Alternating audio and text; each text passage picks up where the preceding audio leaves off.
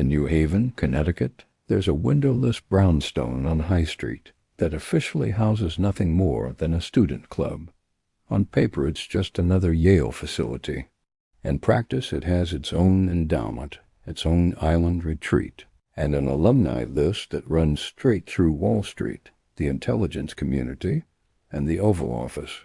For almost 2 centuries, the society that meets behind those stone walls has gone by a handful of names. Skull and Bones, Order 322, the Brotherhood of Death. Tonight, we open the file on the claims that Skull and Bones isn't just an Ivy League fraternity, but the occult tip of a much older project, the so-called New World Order, a tomb on High Street. Skull and Bones is Yale's oldest senior secret society, founded in 1832 after a dispute among the university's literary and debating clubs. William Huntington Russell and Alphonso Taft, future U.S. Attorney General and father of a president, formed the Order of the Skull and Bones with 13 classmates. Every spring since the late 19th century, 15 juniors are tapped for membership. They're drawn from student government, sports teams, campus journalism, and prominent family names. A year later, they graduate as bonesmen, carrying the society's connections into law firms, banks, think tanks, and politics. The headquarters, known as the Tomb, is a heavy Egypto-Doric structure with no windows facing the street. Inside, according to alumni accounts, the walls are lined with photographs of past classes, Masonic-style regalia, and macabre trophies. At the center of the society's mythology is the number 322, emblazoned beneath a skull and crossed bones on its badge. One internal letter from the 1860s suggests that 322 refers to the year 322 BCE, when the orator Demosthenes died and Athens was forced to dissolve its democracy in favor of an oligarchy of the wealthy, a fitting symbolic date for a club of future power brokers. That mix of classical reference, occult imagery, and elite grooming is the seed from which an entire forest of conspiracy theory has grown. What we actually know. The first question is simple. How much of Skull and Bones is documented fact, and how much is rumor? On the factual side, we have institutional histories. Encyclopedias and campus archives agree on the founding date, the limited membership each year, the location of the tomb, and the prominence of its alumni. 3 U.S. presidents, William Howard Taft, George H.W. Bush, and George W. Bush, were members, along with Senator and Secretary of State John Kerry, and a long roster of executives, diplomats, and judges. We also know a few of the society's traditions, thanks to interviews with former members and investigative books like Alexander Robbins' Secrets of the Tomb and Anthony C. Sutton's America's Secret Establishment. Members take new names inside the society: Thor, Magog, Boaz, and participate in crooking, a competition to steal artifacts from other societies and campus buildings. The more sensational stories, drug-fueled rituals, simulated human sacrifices, stolen skulls of historical figures sit on shakier ground. Prescott Bush, grandfather of George W. Bush, is widely alleged to have robbed the grave of Apache leader Geronimo and brought the skull back to the tomb. The story traces back to a secret memo discovered in a Yale archive and to claims by the Geronimo family, but has never been conclusively verified. So we have a real institution with real power, wrapped in a cloak of rumor and legend. That's where the story of the New World Order enters. From Bavaria to New Haven, long before anyone carved 322 into a Yale badge, another secret society was founded on the far side of the Atlantic. In 1776, Bavarian law professor Adam Weishaupt created a group he called the Order of the Illuminati. Its members, drawn from the Enlightenment intelligentsia, saw themselves as the enlightened ones, dedicated to opposing superstition, clerical power, and monarchy. The Illuminati adopted layered degrees of initiation, used aliases and ciphers, and quietly recruited members inside existing Masonic lodges. Within a decade, government crackdowns forced the group underground. By 1785, the Bavarian Illuminati disappears from the historical record. That should have been the end of it. Instead, the idea of the Illuminati metastasized. By the early 19th century, reactionary writers were blaming the society for the French Revolution. In the 20th century, the word Illuminati became a catch-all label for any suspected cabal of hidden rulers. This is where authors like David Guyot and Anthony Sutton pick up the thread. Guyot, writing about elite think tanks and secret orders, describes Skull and Bones as the inner sanctuary of a global power structure whose roots lie in the German Illuminati. Sutton goes further, arguing that bonesmen sit at the center of an interlocking web of banks, foundations, and policy groups steering U.S. foreign and economic policy. The evidence for a direct organizational lineage from Weishaupt's 18th century circle to a 19th century Yale club is, at best, circumstantial. Similar rituals, overlapping symbolism, and the fact that several of Skull and Bones' early members studied in Germany. It's a suggestive pattern, but not a documented chain of command. The New World Order blueprint.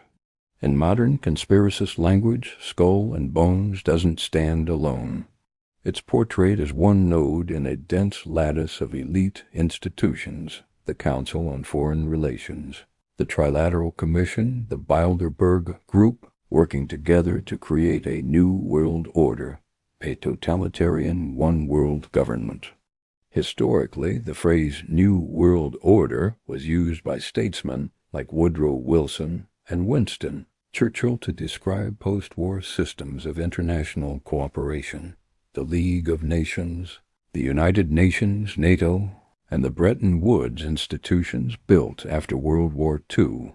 Starting in the mid-20th century, right-wing and Christian fundamentalist writers began reading those same institutions as evidence of a hidden project. International bodies, treaties, and global trade became, in that view, not attempts to prevent another world war, but steps toward erasing national sovereignty. By the 1970s and 80s, the New World Order narrative had stabilized. A shadowy elite often coded in anti-Semitic terms as international bankers. Uses staged crises and economic shocks to centralize power, strip away civil liberties, and move humanity toward a single government and currency. Skull and Bones, with its roster of financiers, diplomats, and CIA directors, slots easily into that story. The same is true for Freemasonry, the Illuminati brand, and the occult imagery on the Great Seal of the United States. The Great Seal's unfinished pyramid and all-seeing eye appear on every U.S. dollar bill. Conspiracy writers have pointed to the Latin motto Novus Ordo Seclorum, roughly a new order of the ages, as proof of a hidden New World Order plan. Historians, by contrast, trace the phrase to classical Roman authors and note that it was adopted in the 1780s simply to signal a new era after independence. Again, we're looking at the same symbol through two very different lenses: war games and crisis management. The magazine leans heavily on another core claim of New World Order literature, that wars and economic crises are engineered by an elite to manage nations like pieces on a board. Writer F. William Endall, for example, argues that the 1973 Yom Kippur War and the subsequent oil embargo were used deliberately to quadruple oil prices and rich Western oil majors and force Europe and Japan into deeper financial dependence on the U.S. dollar. The mainstream historical record paints a more conventional picture. In October 1973, Arab oil-exporting states imposed an embargo on countries supporting Israel. cutting supplies by roughly 5% and triggering a sharp price spike. Analysts at Columbia University's Center on Global Energy Policy describe the episode as a convergence of geopolitics, market structure, and miscalculation, transformative but not centrally orchestrated by a secret cabal. Conspiracy narratives often reframe that same complexity as intentional design. If oil prices rise and a handful of Wall Street banks profit, the story becomes one of pre-planned crisis management rather than opportunistic adaptation. It's like walking into a room after a storm and seeing all the furniture piled in one corner. One explanation is that someone carefully stacked it there. The other is that the wind and the architecture pushed everything along the same path. The furniture is real. The question is the intent. Intelligence, media, and the Bones Network. One of the more grounded claims about Skull and Bones is also one of the least secret. Its members are overrepresented in elite institutions because that's exactly who the society recruits.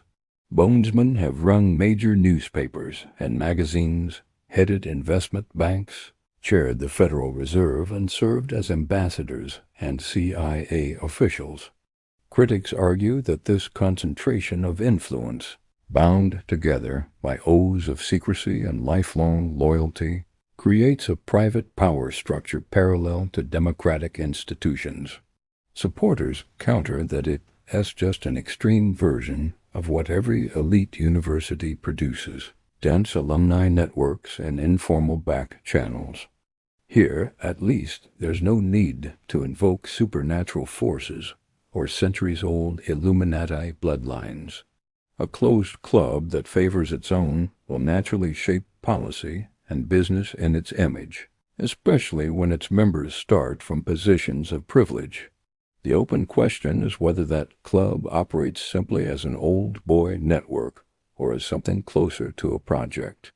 Network or conspiracy? So where does the evidence leave us? On one side, we have strong documentation for 3 points. Skull and Bones is real, secretive, and historically influential. The Bavarian Illuminati existed briefly, advocated radical Enlightenment reforms, and was suppressed in the 1780s.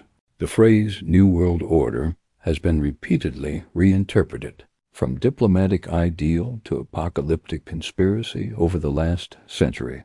On the other side, we have weaker, more interpretive links. Claims of direct organizational continuity between the Illuminati Masonic networks and Skull and Bones rest primarily on thematic echoes and a handful of personal connections, not on archival proof.